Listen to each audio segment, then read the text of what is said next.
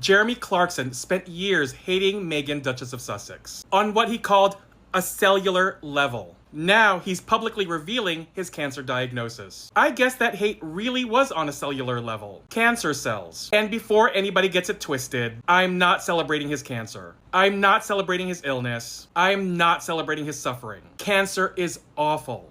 Period. But I do think there's a lesson here. Jeremy Clarkson spent years being one of the loudest and cruelest voices targeting Meghan, Duchess of Sussex. Let's not forget what he actually wrote. He said he hated Meghan on a cellular level. He wrote about dreaming of her being paraded naked through the streets while crowds threw excrement at her. Those were his words, not mine. The backlash was immediate. The article was pulled. Thousands of complaints were filed. Even Clarkson eventually admitted he had gone too far. But the bigger point is this. For years, there has been an entire industry built around attacking Meghan, mocking her, humiliating her, dehumanizing her, treating her like a public punching bag. However, over the last few years, we've seen some of the biggest figures connected to that world face serious health battles of their own. Again, I'm not saying anyone deserves cancer. Nobody deserves cancer. What I am saying is what you put out into the world has a way of reflecting back at you. Being a decent human being doesn't cost a thing. Kindness costs nothing.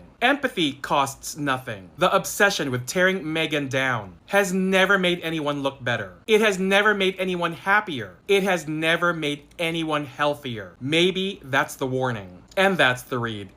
The internet has a funny way of bringing old conversations back right when something new drops. Jeremy Clarkson is back in the headlines for his health situation, and instantly people are pulling receipts from years ago, especially that Meghan Sussex column that caused so much backlash. And now the comment sections are doing what they always do, trying to connect dots like it's a courtroom. Some people are saying karma, others are saying don't even go there, and both sides are missing the point a bit because here's the reality on the ground. What was written back then didn't just disappear. It left a mark, it sparked a reaction, it got people talking, and it became part of how he's remembered by a lot of people. That doesn't get erased just because time has moved on. At the same time, life doesn't really hand out neat receipts where everything gets settled in a satisfying way. People want it to work like that. Do something harsh, get a clean consequence later. But real life is messier than that. So now you've got this uncomfortable overlap, a public figure with a history of controversial words, and a personal health situation that has nothing to do with that history, but still ends up getting discussed in the same breath online. That's where things get interesting, because people aren't really reacting to the illness itself. They're reacting to memory, to what was said before, to how it landed, to how long it stuck, and the internet doesn't forget easily. It just waits for the next headline to reopen everything.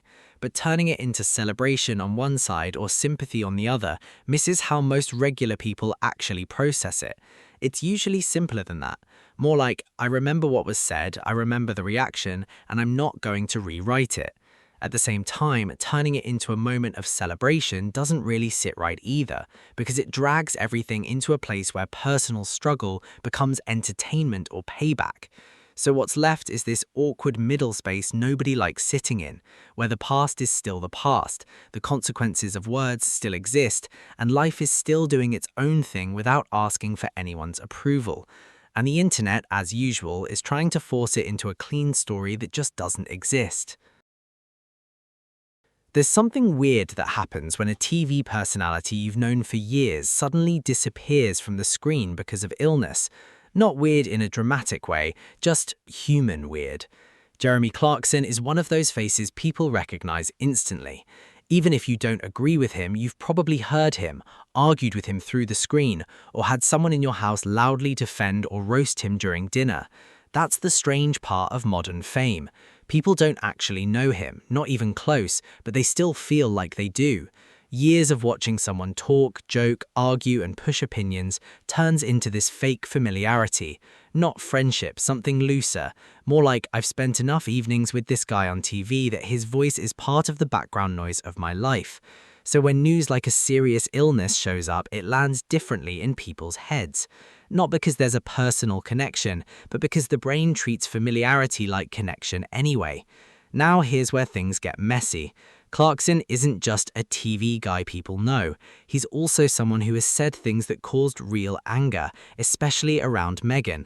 That stuff didn't just vanish, it stayed in people's memory, it shaped opinions, it sparked arguments that still pop up online years later. So when health news enters the chat, the internet doesn't know where to put it. Some people reach for the Kana angle, others shut that down immediately, and both reactions are happening in the same comment section, like two groups shouting over each other in the same room. But here's the street-level truth. Most people aren't philosophers about it. They're just juggling two thoughts at once. I remember what was said, and this is still a serious situation for a human being. No dramatic speech needed, just that tension. The internet tries to force it into a clean storyline. Either someone deserves something or they don't. Either you defend them or you condemn them. Simple boxes. But real life doesn't do simple boxes. It lets history sit there without deleting anything. It lets consequences exist without turning every moment into a payoff scene. And it also doesn't pause everything just because someone is having a rough time. That's the uncomfortable part people don't like sitting with. Fame makes it even louder, because once someone becomes a public figure, their life stops feeling like isolated events and starts feeling like episodes in a long-running show everyone thinks they have a right to review in real time. So when illness enters that picture, it doesn't erase anything that came before it. It just adds another layer that people have to process without turning it into a meme or a verdict. And maybe that's the only honest takeaway here. The past still counts, the present still happens, and the internet will always try to turn both into a debate it can win. Let's be real about how this whole thing played out. Jeremy Clarkson wasn't just commenting on Meghan Sussex in the normal celebrity gossip way. That stuff escalated over time. It stopped feeling like debate and started feeling like personal, like the target had shifted from public figure to person under constant fire. And that's where a lot of people started going, yeah, this doesn't feel right anymore. Because criticism is one thing. People disagree with royals, celebrities, politicians all the time. That's normal, that's internet life.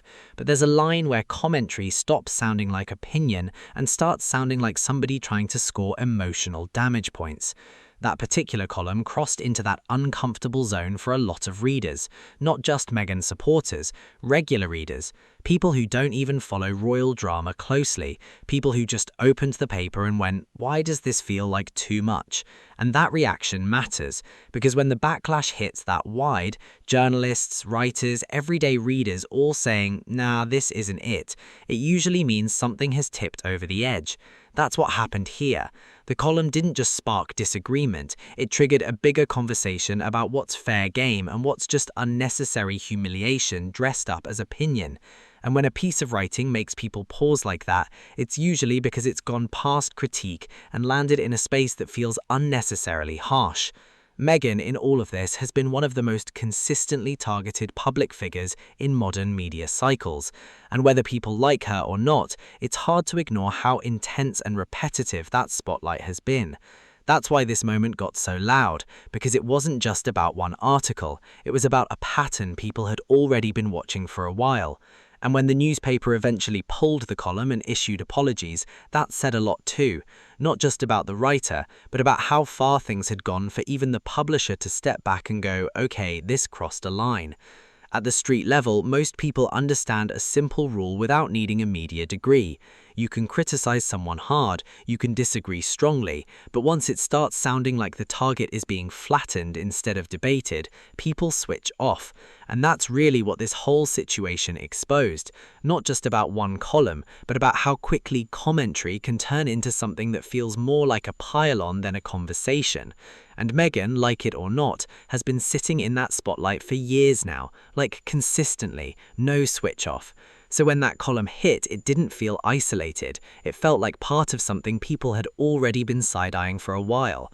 That's why it escalated so fast, because regular people understand a simple thing without needing a media degree. You can criticize someone hard, you can disagree strongly, but once it starts sounding like the target is being flattened instead of debated, people switch off. And that's really where the responsibility comes in, not as a fancy word, but as a basic check. If you've got reach, your words don't just sit on a page. They travel, they stick, they shape how people see someone they've never met. And that's where the Clarkson moment became bigger than just him. It turned into a reminder that public discourse has limits, even when emotions are high, even when opinions are strong. Because at the end of it all, Meghan isn't just a headline. She's a person living with the impact of all that noise. And the lesson people walked away with is pretty straightforward. You can speak freely, but you don't get to act like impact doesn't exist. Thank you all for watching. I am your host, Miles. Catch you in the next one.